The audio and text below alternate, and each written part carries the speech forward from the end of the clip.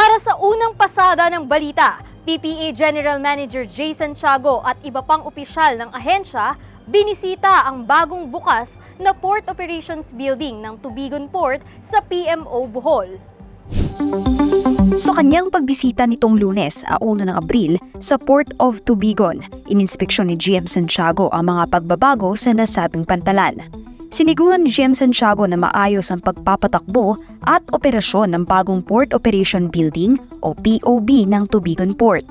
Ang nasabing pantalan ay itinuturing na ikalawa sa pinakamalaking pantalan na sakop ng Port Management Office ng Bohol.